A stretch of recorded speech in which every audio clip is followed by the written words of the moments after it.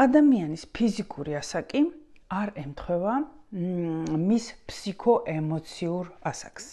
ფსიქოემოციური ასაკი, ანუ შინაგანი ზრდასრულობა თუ შინაგანი ინფანტილიზმი. და ამ შინაგან ზრდასრულობასა და ინფანტილიზმს შორის კიდევ არის გარკვეული გრადაციები, ხო, ისევე როგორც ეხლა ან 1 წლის ხარ და ან 100-ის, ასე ხო არ არის, ხო, ფიზიკურად ნელ-ნელა იზრდები და გემატება ასაკი. იგივე არის შინაგანი მდგომარეობითაც.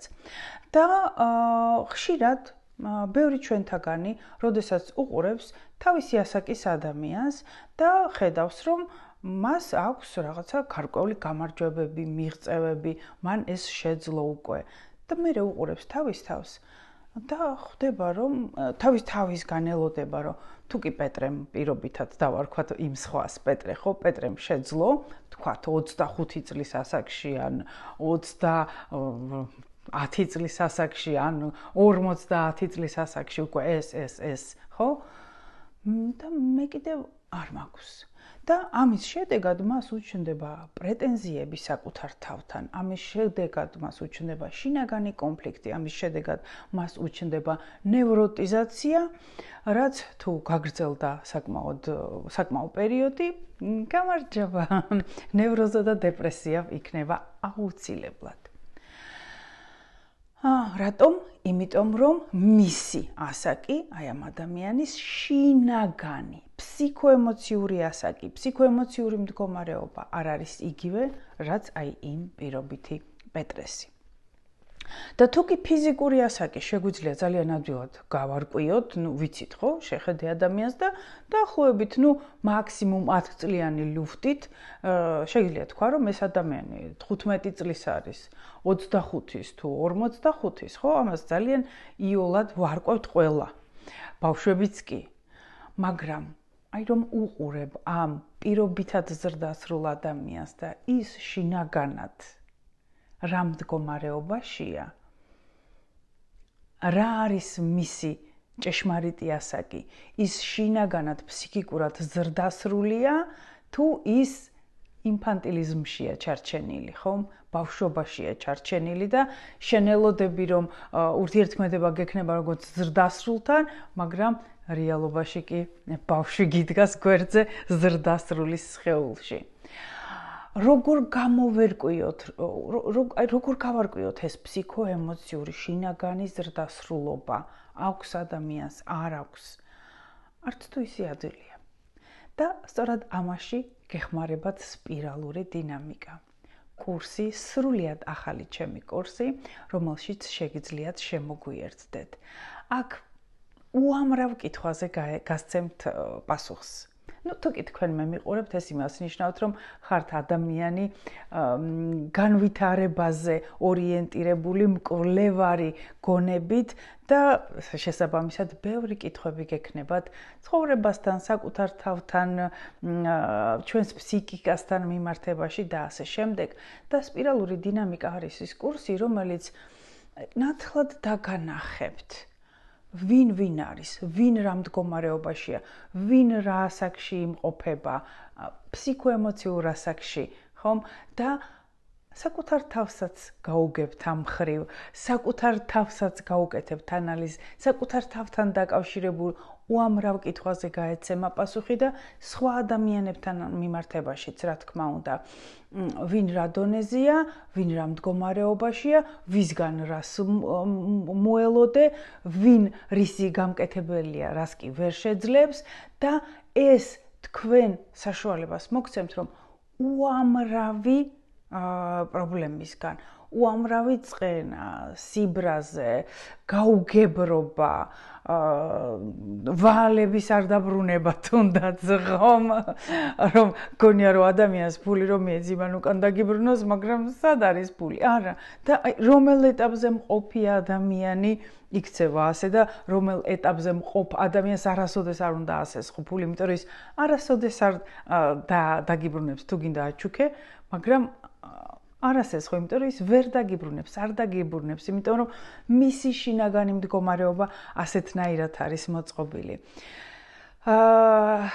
და ეხლა ერთი მაგალითი მოვიყვან ფულის გასესხება, არ გასესხებასთან დაკავშირებით, ძალიან ბევრი ცხოვრების ყველა სფეროში განვითარების რომელ ეტაპზე მყოფი ადამიანი როგორ იქცევა, რა შეუძლია მას, რა არ შეუძლია. ძალიან ეხლა წერ ამ კურსს და მე თვითონ შეყვარებული ვარ ამ კურსზე, ამ ინფორმაციაზე და ეს არ არის უბრალოდ თეორიული ინფორმაცია, ეს არის ცხოვრებაში რომ გამოიყენო და იცოდე ვისთან ურთიერთქმედებას რა მოყვება. ძალიან გამოსადეგარი ინფორმაცია. ეს კურსი შედგება 3 ეტაპისაგან, ჩემო ძვირფასებო. პირველი ნაკადი ცოტა ხნის წინ ჩავუშვით, თუმცა უკვე მზადაა ეს კურსი და ვინც მოინდომებთ რომ მზადა, ანუ ჩაწერილი მაქვს და ვინც მოინდომებთ რომ შემოგვიერთდეთ, მოგწერეთ და შემოგვიერთდით. ფასიანია რა თქმა უნდა, მაგრამ დიდი ფასდაკლება მოქმედებს ახლა. პირველი ეტაპი, შემდეგ მას პირველი ეტაპი არის გასაცნობი ეტაპი, რომ გაიგო, რაში მდგომარეობს ეს სპირალური დინამიკა, რომ აი ის გრადაციები, ის 8 საფეხური, რომელიც ავტორმა გრეივზის მიხედვით არის სპირალური დინამიკა, რომელიც ავტორმა გამოხო ხომ ორგანიზაციის და პიროვნების განვითარების კუთხით რას წარმოადგენს, როგორ გაიგო, როგორ ამოიცნო, ანუ აი პირველად ინფორმაციას იღებთ. მეორე ეტაპი, 3 ეტაპად არის დაყოფილი ეს.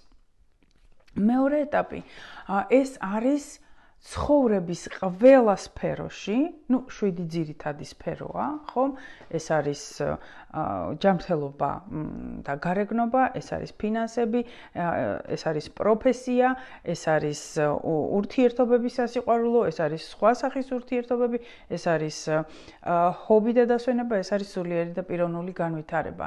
7 ძირითადი სფერო და აი ამ 7-ვე სფეროში რომელ ეტაპზე მყოფი ადამიანი რანაირად იქცევა.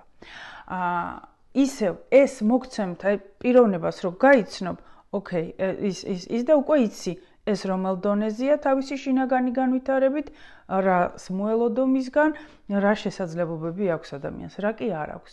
შენ თავად როგორ განვითარდე, რომელ ეტაპზე ხარ, რა არის შენი მომდევნო ეტაპი, გინდა თუ არა იმ მომდევნო ეტაპზე გადასვლა და განვითარება, რა გელის, რა კრიზისი გელის, რა პრეფერენციები იქნება მომდევნო ეტაპზე.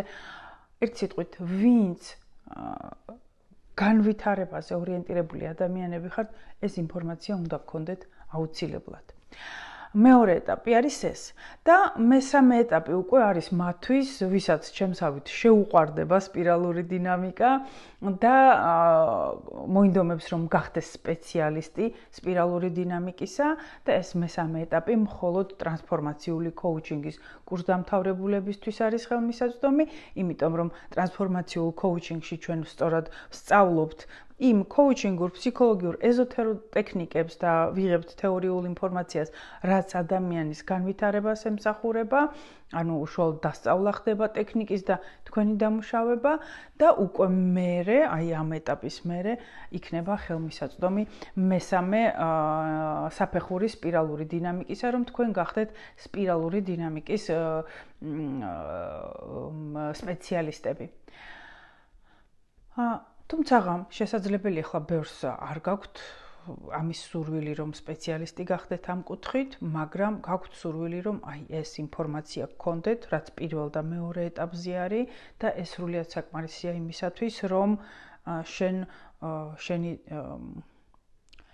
უამრავი საკითხი მოაგვარო და შენი ცხოვრება გაცილებით უფრო ნაყოფიერად წარმართო ამ ცოდნიდან გამომდინარე. თუ დაინტერესდით, მოგწერეთ და დეტალურ ინფორმაციას მოგაწოდებთ. დროებით და გელოდებით სპირალური დინამიკის კურსში.